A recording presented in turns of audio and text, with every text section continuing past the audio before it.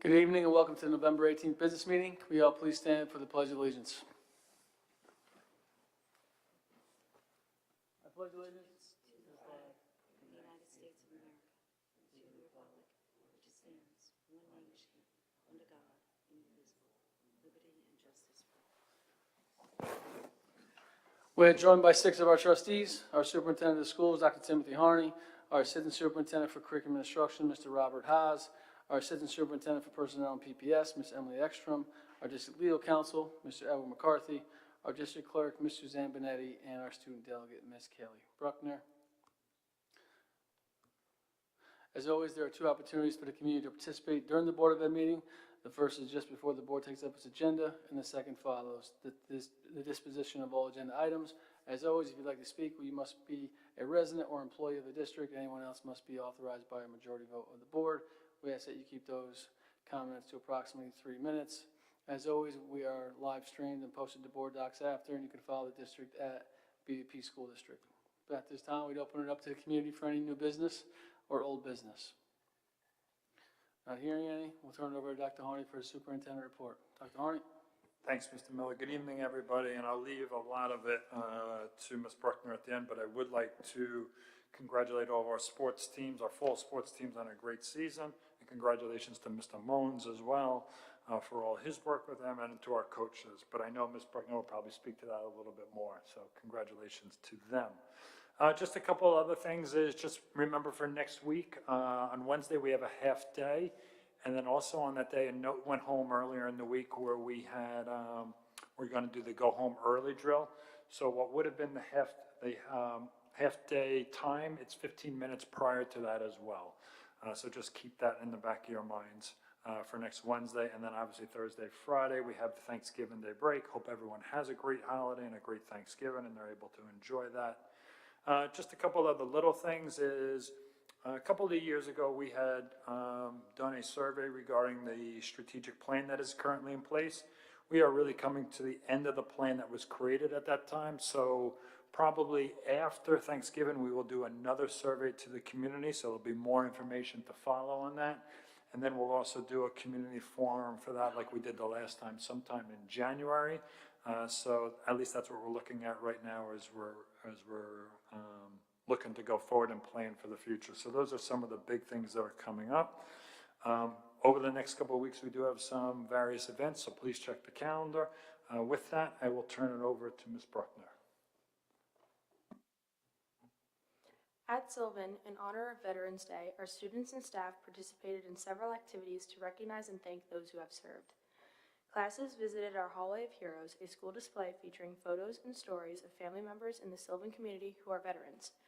Students wore red, white, and blue in their honor, and our school collected items for the Long Island State Veterans Home.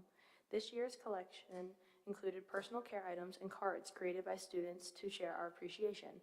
We are excited to welcome our children's author and illustrator, David Berzicki, to Sylvan on November 24th. Students have been enjoying his books and are looking forward to meeting him, hearing about his work, and learning how he creates his stories and illustrations. For Academy Street, on Monday, our Veterans Day celebration welcomed veterans who are family members and friends of our students. They were honored by students and staff during a moving and heartfelt event, and after the walkthrough, we had an opportunity to spend time with them, ask questions, and learn more about their experiences. We thank them for their service.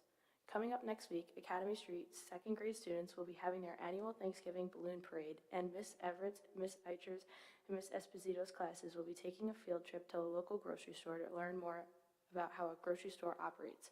We would also like to wish everyone a wonderful Thanksgiving. Blue Point Elementary is excited for their Family Literacy Night on Thursday, November 20th. It's a mystery-themed event, and all month students have been using reading strategies like making inferences and drawing conclusions to figure out who took Miss Velasco, what room she's in, and what book she's reading. They can't wait to solve the case. On Friday, November 21st, the boys' varsity soccer team and the girls' junior varsity soccer team will be visiting Blue Point Elementary to do some workshops with the students. At the middle school, we would like to recognize and congratulate our newest members of the National Junior Honor Society, who were inducted last night.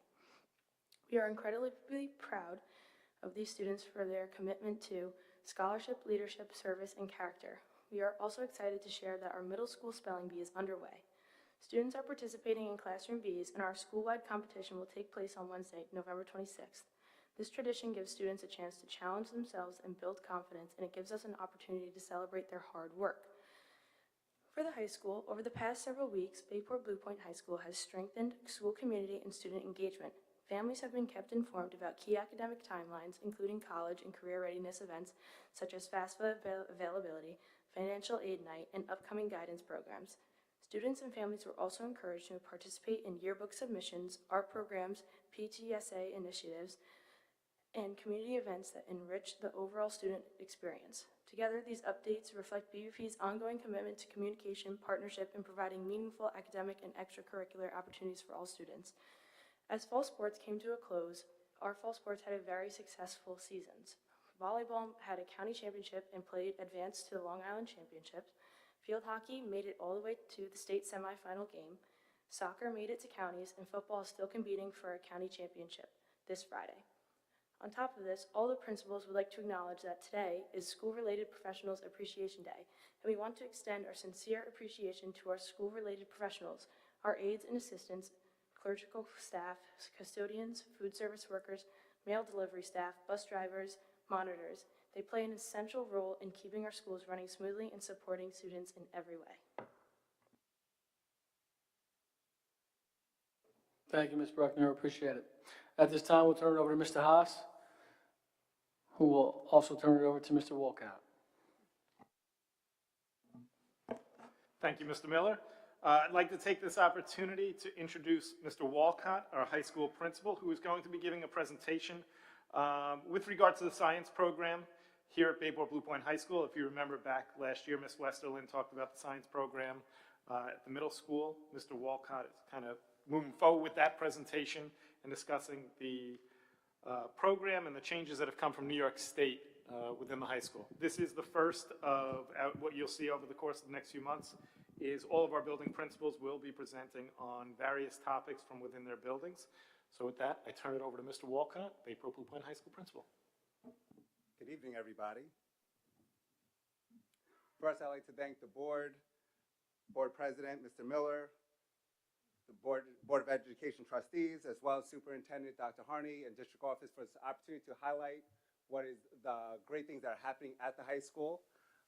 As Mr. Haas said, this is a continuation of our presentation from the middle school last year, as well as some of the data that Mr. Haas presented earlier on in the year. With that, the focus really is on science, so let's get excited for some science.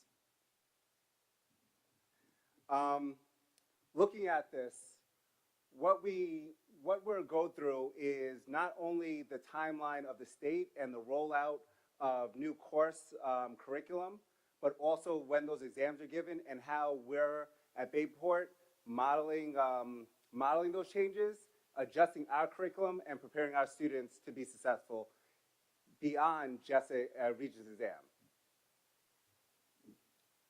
So we'll start here with just the understanding that as the state rolled out these new development clusters, they gave guidance toward when each of these exams would be coming to New York State and administered. In 2024-25 school year, Earth and Science was provided. For us here at Bayport, we're going to administer that for the first time in June of 2026. So this year, our students will take the Earth and Science exam. One of the reasons why we did that is we wanted to go through the pilot phase so that we can get some data back to know how to prepare our students with the guidance of the state. In addition, you can see that the life science biology, a name change, but also a change in the curriculum, that was administered last year as well. Instead of waiting on that one, we did allow for our AP biology students to jump into that last year, take that exam. With that, we spoke with our AP teachers early on in the year, knowing that they were going to prepare for the AP. A lot of that curriculum already aligned with the changes that were going to be in the new Regents exam, and we felt that our students would be successful with that. So that's why we did that, and I'll share the data from that in a little bit. And then this year, chemistry and physics will be available for students from New York State. Like all of our other exams, with the exception of bio, We are going to wait and administer that next year in the 2026-2027 school year. This way we can get some feedback from the state about what that test looks like, what are some of the things that we want to prepare our students for. Overall, and this is part of the highlight of what we're doing inside of this curriculum, is we're being very strategic. Instead of just saying this is a new Regents exam, we're spending strategic time in department chair meetings, at superintendent's conference days, looking at data and looking at what the state is telling us about these exams, so that the students so that we know how to prepare the students. One thing that came up right away is this idea of increased difficulty with student fatigue. Instead of just saying that phrase or that statement, what we discovered is that fatigue's coming because there's a lot more reading passages given. To prepare our students, we're making adjustments in our curriculum to provide more reading passages and being strategic in saying we're not just creating assessments with more reading passages. That's happening in class so that when we get to assessments, the students are now getting used to it and they don't have that same fatigue from reading documents or reading longer blurbs about a science concept. You could also see that in biology, this cross-disciplinary concepts is a common theme that we're going to see throughout most of our Regents exams, but because our students took biology, we're able to identify that. On the other half of that, you'll notice that these are things that we're discovering in Bayport outside the Regents exams, because the physics and chemistry are going to be given for the first time this year, the new ones. So we looked at our old data, we looked at what the direction the state was going in the new exams, and we said, well, here are some things that we need to already bolster going into next year as we prepare our students for the physics and the chemistry. Now I'm going to just walk through each exam, where we're at and what those changes are going to be. So the life science biology, there's obviously a name change that is put in there. That name change is already in our course guide. Our students did pilot, like I said, last year for our AP students, and we'll have a full transition this year in June. On the next slide, you'll notice that our AP students did very, very well on the biology exam. I know the chart is small, but at 67%, we're able to reach a level 5, and that's in comparison to 11% for our county. One of the reasons why this is highlighted is obviously it's a smaller sample size. We're taking some of our strongest academic students, but it's also acknowledging that if we're modeling what is taught in those courses and some of the strategies that are put in our Regents level classes, then we're hoping to see very similar success as the students take those exams this year.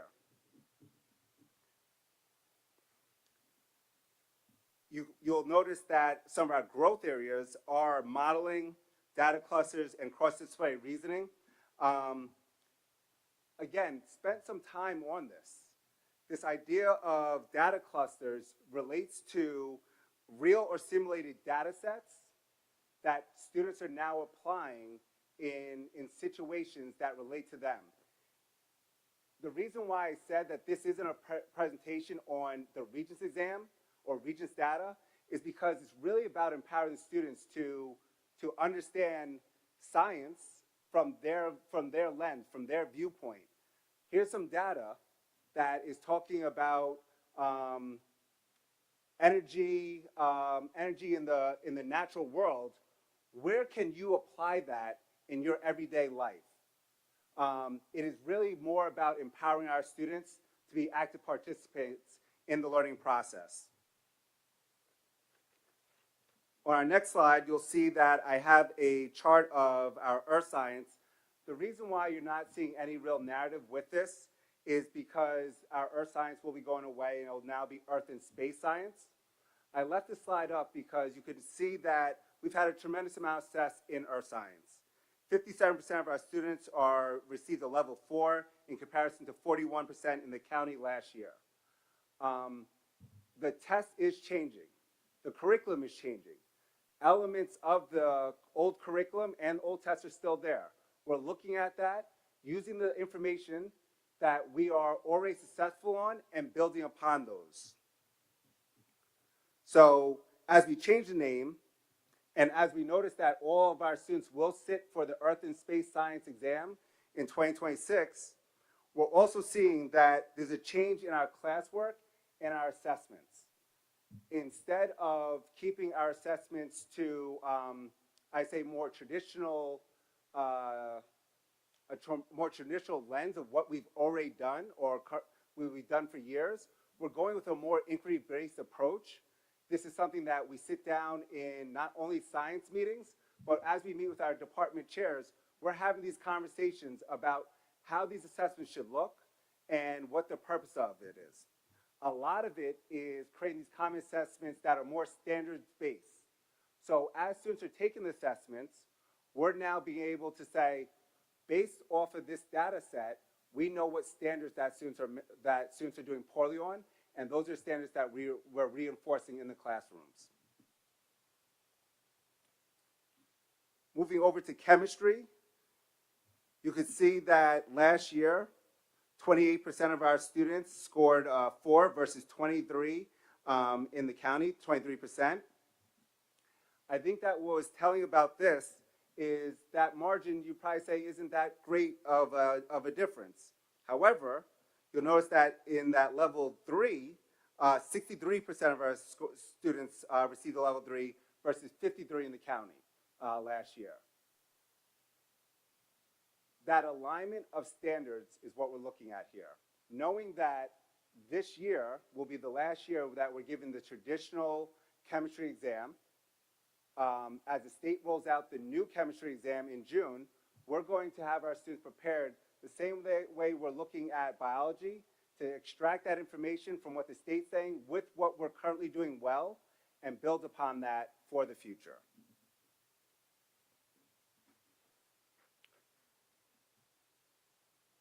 This next slide demonstrates again that time invested looking at data and looking at what information that we currently have.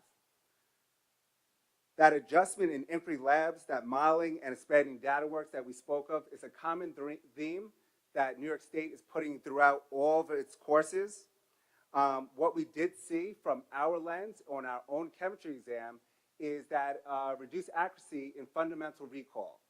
There are things that were more obvious questions when we looked at the data set, when they looked at past Regents exams, and started to say that these are things that we're not teaching or not reinforcing throughout the year. Also, what we were looking to do is, as a strength, to highlight those things. I thought it was really great of our team and really important for us to say this. We are doing a lot well. We have to take those things that we do very well and expand them, build on them in every moment that we can, not to just say these are things that we do bad, focus on those areas, and then the things that we do well go on the wayside. So it's really creating that balance of identifying what we do well and increasing those practices through time. Then going to our last Regents course, that would be our physics. You can see here that physics for level 4 was just below 4% last year compared to 26 within the county, which would be alarming, but then also looking at that second number of a level 3 being 60% compared to 47% in the county. Some of the work that we're doing is looking at, well, obviously we want to increase that level 4, but also acknowledge that our lower numbers are minimal in comparison to what the county's doing. Doing that means that, I'm sorry, I should just focus on that 1 second. Again, this year, the physics exam will be offered by the state. We will not be doing it this year. We'll get that data again from this pilot that the state's doing and implement the Regents exam in 2026-2027 school year. Areas that we want to improve. So why aren't our students getting that mastery or that level 4 at the level that we would expect or want? One thing that we have identified as areas to work on is reading and application. Again, going back to that stamina of reading, we looked at this. Our current physics teachers, they're already implementing more of that inside the classroom, where it's giving students time to read text based off of the curriculum, and then learning how to apply it. I think that's the big push that we're seeing. How can we apply this to real-world examples? Beyond a test, for students to now leave Bayport and say, in science, I learned this, and how it applies to my everyday life. And again, we recognize strengths. As you see there, there are areas in our curriculum that we did very well in. As we look at our data sets, we don't want to lose focus on those, but actually understand that by giving maybe less time and focusing in other areas, we can support both. Which brings me to our next steps. I'm not going to read through every bullet, but really want to emphasize some of the bullets here. The first would be that understanding of benchmarks. We talked a lot about this last year. We continue to have these conversations. Benchmark assessments, again, that are based off of standards that all of our students are taking in a course, and that from those benchmarks, we're getting real data to say what standards do we need to reinforce better throughout the school year. Instead of waiting for data from a Regents exam that comes in at the end of the year, we're getting that data throughout the year by having these benchmarks provided for our students.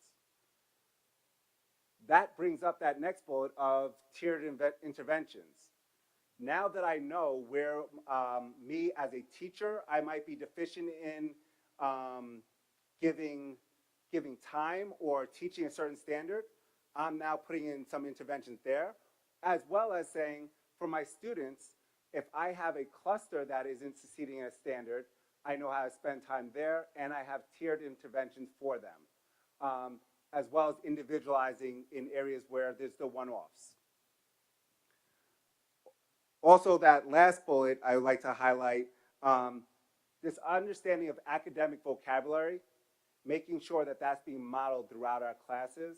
There are times that we can all say in science courses, you want to make it very relatable and tangible for our students, but what we're seeing is we're missing some of those academic vocabulary that they'll see on an assessment.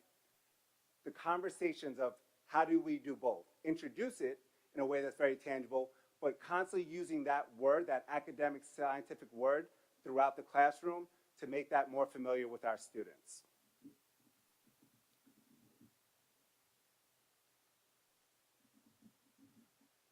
That was a lot about data and tests.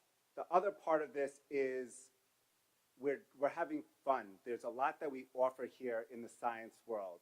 Our science course offerings, you can see our Regents level courses. You can even see our electives in there. That middle bullet of our support is really the focus of this slide. It's this understanding that we have science for everybody. That at no point should any student leave here saying, well, I didn't feel like science, there was an opportunity for me to really engage in science.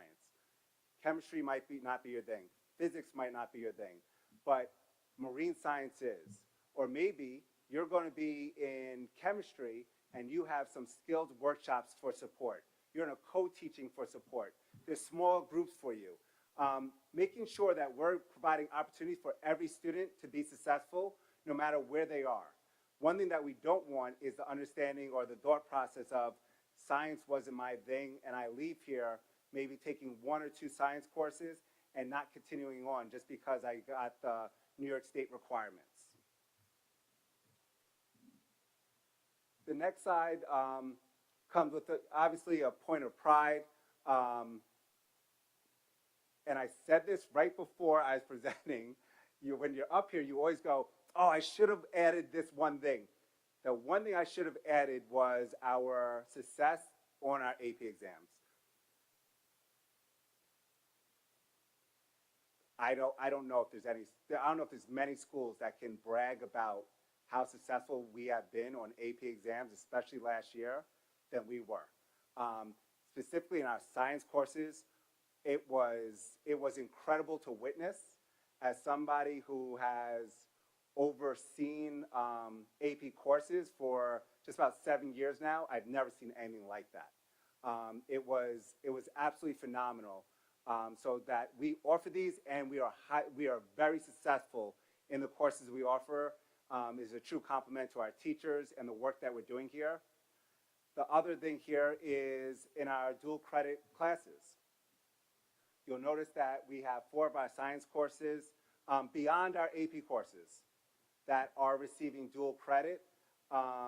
If you see the 2X next to that, those are the number of teachers that are accredited to teach those courses. So it wasn't just about having dual credit courses, is making sure that we have the flexibility within our scheduling or scheduling of our students, that there are multiple opportunities for a student to be in a class where they would be able to receive that dual credit.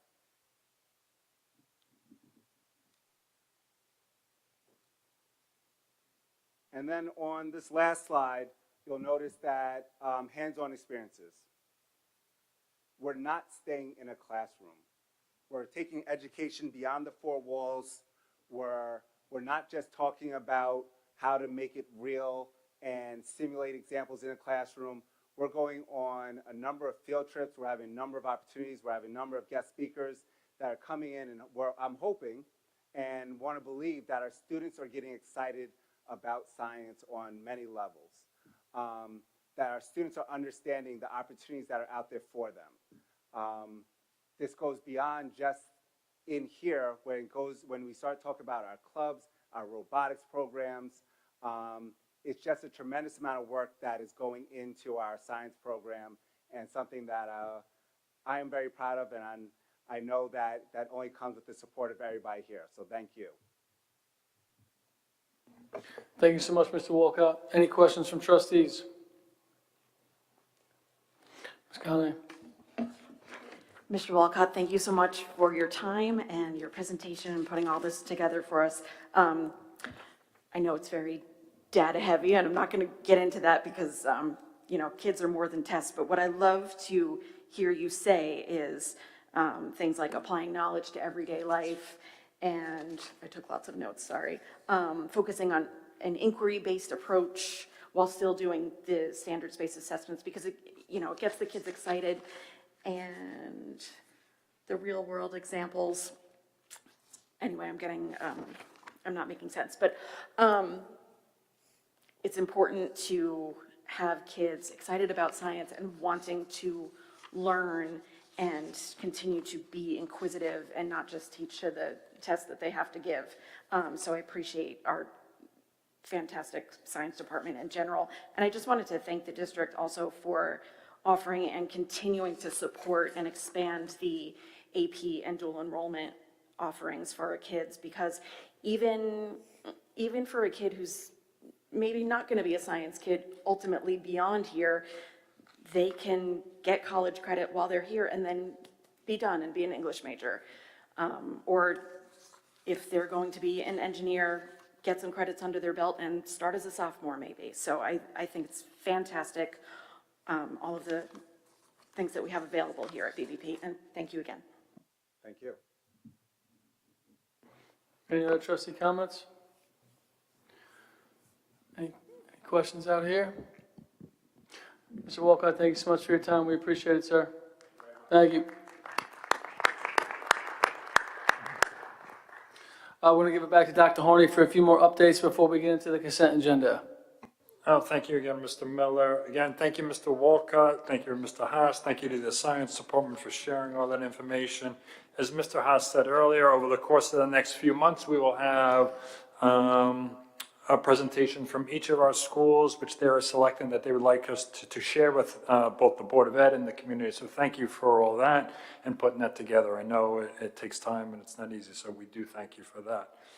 Just as a side note, also when Ms. Bruckner was relaying some of the great news from the high school earlier, one of the things that I would just wanted to remind people is we do have girls tennis were state champions, so we will recognize them at a future Board of Ed meeting. And both our girls and boys cross country, won their county as well, and they were competing this past week up in the state as well. So it really was a tremendous season for all of our fall sports, so congratulations again to all of them. But we will have a couple of them coming to our next board meeting, just so that people are aware of that. With that, I'll turn it back to Mr. Miller. Thank you so much, Dr. Harney. At this time, any items the board would like removed from the consent agenda and placed on the regular agenda? Not hearing any, can I have a motion to approve consent agenda items F through K? Mr. Johnson, second by Ms. Conley. Any discussion? All in favor? Opposed? Abstentions? Motion carries 6-0. Can I have a motion to gratefully accept $400 from the BBP SEPTA for Playground Communication Board? Mr. Johnson, second by Ms. Pignataro.